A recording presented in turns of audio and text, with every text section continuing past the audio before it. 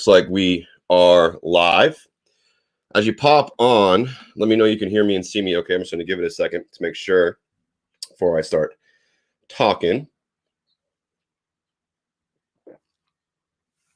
I know I'm only streaming this on YouTube today, so it may take some people a minute to get over there. I just want to make sure that it is actually streaming, though. So let's double check.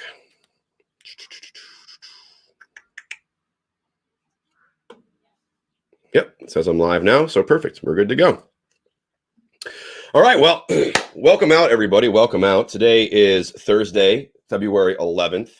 It is actually day 11 of the Team Phoenix 30-Day to a Jumpstart to a Healthier Life Challenge. And I want to talk to you guys about bad days, or as you saw in my post yesterday, what we call character building days. Great inspirational story and quote that the great Les Brown is noted for, saying. And honestly, before I even really started studying success or studying, what the difference is between the everyday person and those who create great wealth and great results in their life, I ran into Les Brown, as I'm sure many of you who are listening to this video today also, you're aware of who that is. And I remember there was two videos that I watched of Les's that really stood out to me. One was the one where It's Not Over Till I Win, which is the story about him and his son playing a game of chess. And then the second one is all about character building days. And actually, I believe that the very first time I heard that, they were both in the same YouTube video. And they were really powerful and something that stuck with me, honestly, till this day. Ever since I heard it that first time, I look at life as a journey of learning, as a journey of becoming. And so, the lessons and the mistakes and the bad days along the way are just learning tools and blocks to build ourselves off of. And so today, what I want to talk to you about again is how to push through those bad days. What do I do when it seems like all the odds are against me, where it feels like the universe is actually trying to keep me down, which, despite that feeling, it is absolutely not true, because the reality of it is that nothing happens to us. It always happens for us. And I get it. Before you click off, because you've heard it all before, just stick with me here for a second, because I want to explain to you what I mean by that. Before I started this journey, if I would have heard someone say that to me, I would have laughed at them. I would have not taken them seriously. Matter of fact, I probably would have exited out of this video, just like you may have been thinking about doing just a second ago. But what I'm going to tell you, what's up, David? Good to see you. But what I'm going to tell you is that it's 100% true. And when we start to do the three things I'm going to talk to you about here today, you really start to see that. And yes, in the moment, even those of us who have been trained to do this, in the moment, it may not be the easiest thing to say, this is happening for me, not to me. But I'll let you know that there isn't a single circumstance that I have been through in my life or even helped others overcome in their life that didn't turn out to be a win, that didn't turn out to be one of the most monumental learning experiences of their life. And so what I want to do for you today is actually share with you this three-step process that I go through when life kicks me while I'm down, when life punches me in the face. We're all going to have bad days. They are inevitable, and we're human. So we are emotionally driven. We're not running around like Vulcans. We're not Spock being all like, live long and prosper. Can I do it? Yeah. Live long and prosper, and everything's logic-based. We run on emotions. And so one of the best things that I have found is that to take back control. And there's very simple methods to do that, right? We all overcomplicate things. We make things into like, fighting our demons is a good phrase that people use. And we make these things that we can change into these insurmountable odds. Naming it something like a demon makes it something you can fight. And so, it makes sense. But I'm telling you right now, it doesn't have to be those insurmountable odds. It doesn't have to be this crazy thing. It really can be super simple. And I want to share with you again those simple things. So yesterday, literally from the time I woke up until the time I wrapped up my private training course or my private training group that I do on Wednesday nights, I had probably one of the biggest character building days I've had so far yet in 2021. I literally woke up to my alarm on my phone going off, which is not abnormal. You know, I work pretty late at night sometimes working on resources and projects and courses for the veterans that I help. And so it's not uncommon that I need an alarm to remind me to wake up, right? So, you know, that's not the issue. The issue became, you know, I woke up, I grabbed my phone and I went to turn the alarm off and my phone screen wasn't working. I couldn't get it to work. I couldn't get any of the buttons to work. Nothing's working. And I'm like, oh, crap, you know, my phone's not working. Alarm's going off. It's early in the morning. I've got 3 young kids from, you know, 6 all the way down. And so I'm like, I'm going to wake this whole house up. I'm going to wake up everybody. And so I'm trying to find a way to turn the alarm off. All I can think of is like, you know, force power it down. So I force power the phone down, turn it off, put it to the side, go about my morning routine. I go to turn my phone back on after my morning routine and it won't turn on. My phone is completely dead. Now, first world problems, I get that, right? There are worse things that could happen to somebody in a day. But when your entire business, when your entire connection to the people you help on a daily basis is through technology like a phone and a computer, this can be a huge setback. This could be a huge problem that needs to be solved. Now, fortunately, you know, I was able to do a couple of things. And here's the 3 things I did immediately in this situation. 1, I immediately started to find things that I could be grateful for in that situation. Now I get it, right? Something bad just happened to us. So, or for us, as we would love to believe it to, or love to think about it in that frame. But, you know, something bad just happened for us. And so we tend to focus on that negative thing. We tend to focus on the problem. But here's what I do that turns it into a win and sets me apart and allows me to really start moving forward and not be stuck up in the drama of a fail or a drama of a mistake or the drama of a problem. And the first thing is I immediately start counting gratitude. Now, if you guys have never practiced gratitude on a regular basis, I highly recommend that you pick up a book called The Magic by Rhonda Byrne, 28-day gratitude practice. It's how I learned to do these things. It's how my wife learned, and all my students that work with me, you know, they go through this book and learn this as well. But what I do in these situations is, you know, my phone's not working, my phone's broken. So what am I going to be grateful for? Well, for one, now I have no distractions. I have no other choice but to be present in the moment to really, you know, soak it in and have, again, no distractions. That's one thing I could be grateful for. Another thing I could be grateful for is that I've been putting off upgrading my phone. I've been saying to myself, like I do with all technology, if it works, why fix it? If it works, why spend more money on it? If it's working for me, then just keep using it.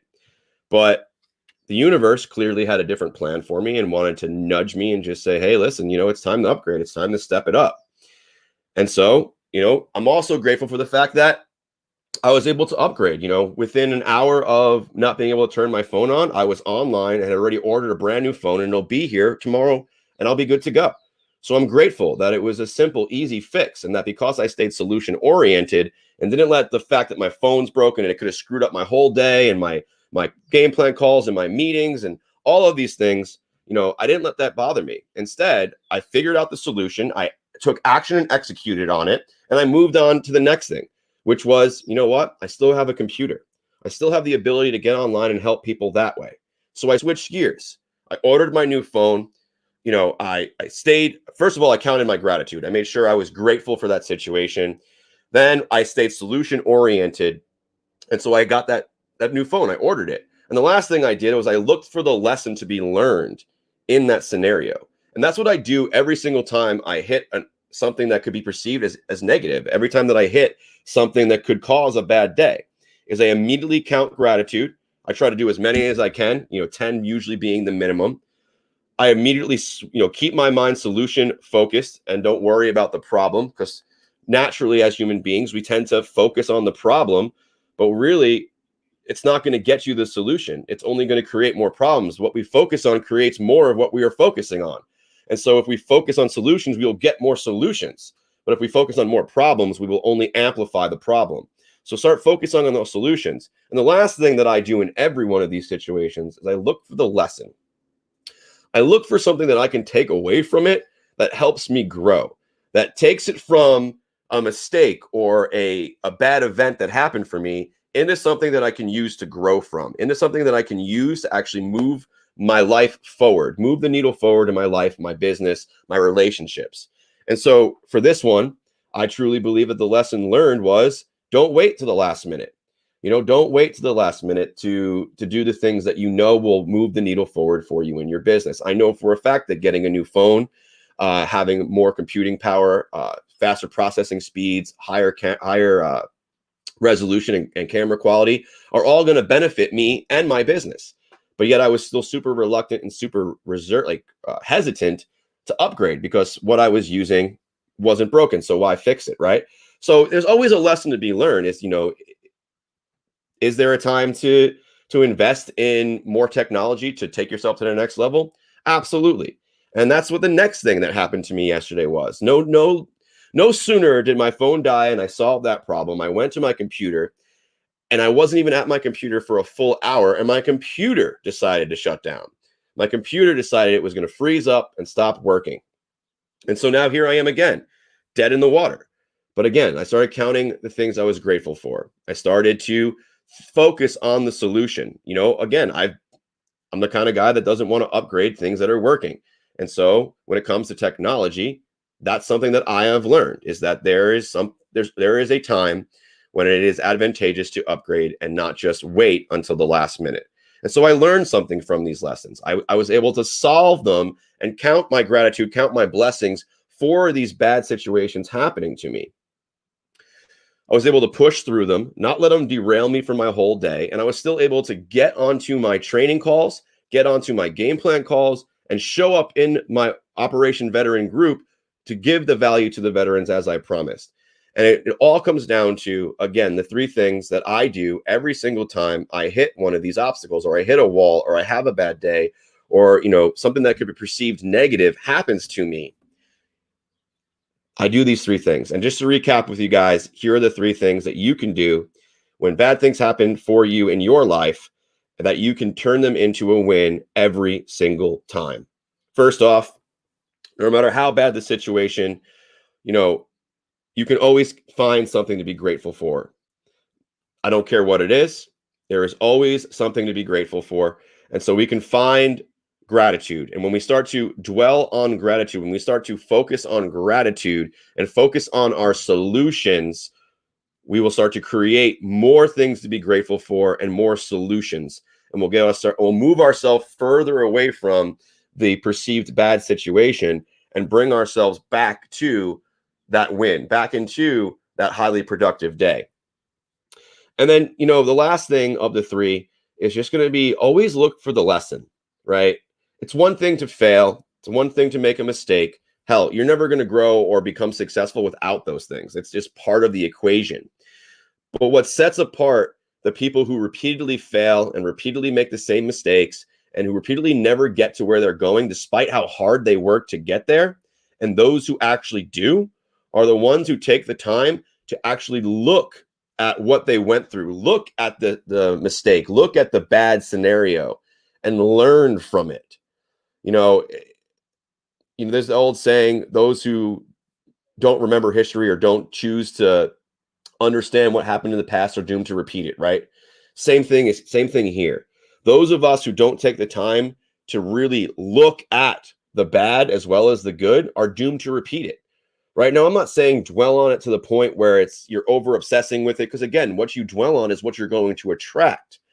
When you look at it from a place of gratitude, when you look at it from a place of learning and solution orientation, you will absolutely blow yourself away with how quickly you can take something that's bad happening for you and turn it into a huge win in your life.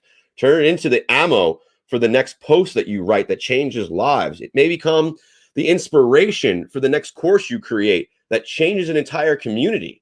That bad situation could be the very next TED Talk you do that changes millions of lives in a 20-minute period of time, right? If you look at success, if you look at the people that are inspiring and make an impact, they have bad things happen for them. They have horrible days. Most of them have that rags to riches story. But what's amazing is that they never let those things stop them. They keep on pushing through, And if you study success at all, you'll notice that the things that I do are not unique to me. They are the characteristics of people who are high achievers, of people who choose to create success and make an impact on this world. And so to sum up my video here on day 11, when you guys are having a bad day, when things seem to be in your life just not working out in your favor, I want you to immediately look at that situation and start listing off all the things that you can be grateful for about that situation. Begin to start focusing on solutions and not dwelling on the problem. And then if you can, in the moment, start looking for the lessons. But if you can't, then with 100%, when the time is correct and everything is done, take some time and revisit that situation for yourself. Let yourself understand what it was to be learned from whatever you just went through. It will guarantee that you can turn any bad day into a huge win and constantly push through anything that gets put in front of you. So guys, with that being said, I'm your brother in success, Chris Celeste. If you guys found value in this today, make sure you hit that like button. If you know somebody who needs to hear this message, make sure you share it with them. And if this message touched you today and you received value, comment your biggest takeaway below and let me know that you liked this video today, and I'll be sure to do more like it. But other than that, I just really hope that you go out there and you crush any obstacle in front of you and you achieve your goals. Have a great day, and I'll be talking to you soon. Peace.